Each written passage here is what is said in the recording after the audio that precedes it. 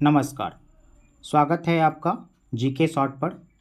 आज हम लोग प्राचीन भारत के इतिहास के स्रोत में लौकिक साहित्य के बारे में जानेंगे कि कौन से ऐसे लौकिक साहित्य हैं जिसके मदद से हमें अपने इतिहास को जानने में मदद मिलती है। इससे पहले अगर आप लोगों ने हमारा वीडियो नहीं देखा है तो उसे ज़रूर देख लें। हम लोग बिल्कुल क्रमवार तरीके से आगे बढ़ रहे हैं। पिछले वीडियो में हम लोगों ने जाना इतिहास के स्रोत, जिसमें हम लोगों ने धार्मिक साहित्य में ब्राह्मण ग्रंथ और गैर ब्राह्मण ग्रंथ को पूरे डिटेल्स में जाना। तो आइए आज के सेशन को शुरू करते हैं। सबसे पहले जानते हैं कि लौकिक साहित्य किसे कहते हैं। ऐसे साहित्य जिसमें हमें किसी व्यक्ति विशेष के बारे में, किसी राजाओं के बारे में, किसी कालखंड, किसी युद्ध, किसी घटना या किसी विशेष प्रसंग के बारे में जानकारी मिलती है, लौकिक साहित्य कहलाती है। अब लौकिक साहित्य को 3 भागों में बांटा गया है: ऐतिहासिक, अर्ध ऐतिहासिक और ऐतिहासिक जीवनियों। अब ऐतिहासिक में चाणक्य का अर्थशास्त्र, कल्हण की रासतरंगिणी, चंद्रबरदाई की पृथ्वीराज रासो आता है। वहीं अर्ध ऐतिहासिक में पाणिनि का अष्टाध्याय, कात्यायन की वर्तिका, पतंजलि का महाभाष्य, विशाखदत्त का मुद्रा राक्षस और कालिदास का मालविका अग्निमित्रम आता है। ऐतिहासिक जीवनियों में अश्वघोष का बुद्ध चरित्र, वान भट्ट का हर्ष चरित्र, वाकपति राज का गौरवाह, विल्हन का विक्रमांग देव चरित्र, पद्मगुप्त का नभ सहसांग चरित्र और जयानक का पृथ्वीराज विजय आता है। अब ऐतिहासिक लौकिक साहित्य में चाणक्य के अर्थशास्त्र, इसमें मौर्यकालीन इतिहास एवं शासन व्यवस्था की जानकारी मिलती है। कल्हण की रासतरंगिणी, इसका महत्व ऐतिहासिक रचनाओं में सर्वाधिक है क्योंकि इसमें कश्मीर के बारे में जानकारी मिलती है। चंद्रबरदाई की पृथ्वीराज रासो हिंदी भाषा में लिखी महाकाव्य है जिसमें पृथ्वीराज चौहान के जीवन और चरित्र का वर्णन किया गया है। अर्ध ऐतिहासिक में सबसे पहले पाणिनि का अष्टाध्याय का मतलब 8 अध्यायों वाला होता है।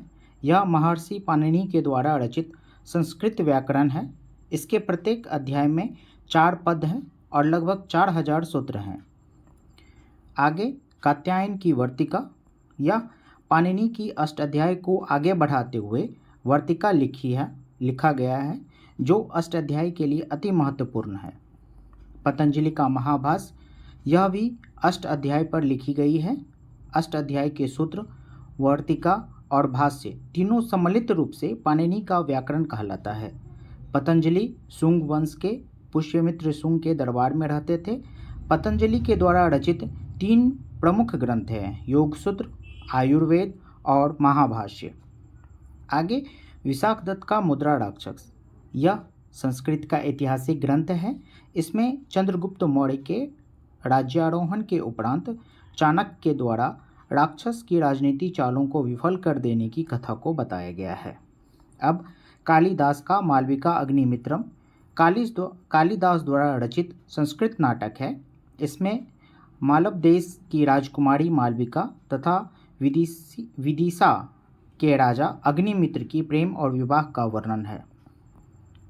अब ऐतिहासिक जीवनियों के बारे में जान लेते हैं। अश्वघोष का बुद्ध चरित्र, इसमें अश्वघोष द्वारा रचित संस्कृत महाकाव्य है जिसमें गौतम बुद्ध के जीवन का वर्णन किया गया है।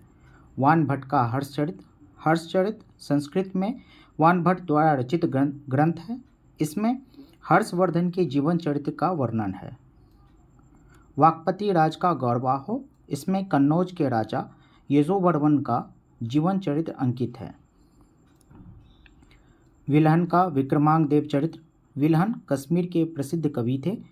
उनकी रचना विक्रमांग देव चरित्र में कल्याणी के चालुक्य राजा विक्रमादित्य पंचम के पराक्रमों का वर्णन है। पद्मगुप्त का नभ सहसांग चरित्र, इसमें परमार वंश के शासक सिंधु राजा के इतिहास का पता चलता है। इसमें बताया गया है कि सिंधु राज अपने तलवार के बल पर पुनः अपने राज्य को प्राप्त किया। जयानक का पृथ्वीराज विजय, इसमें तराइन के प्रथम युद्ध में पृथ्वीराज के विजय का उल्लेख है। जयानक कश्मीरी कवि थे जो पृथ्वीराज के दरबार में रहते थे। तो ये थे लौकिक साहित्य।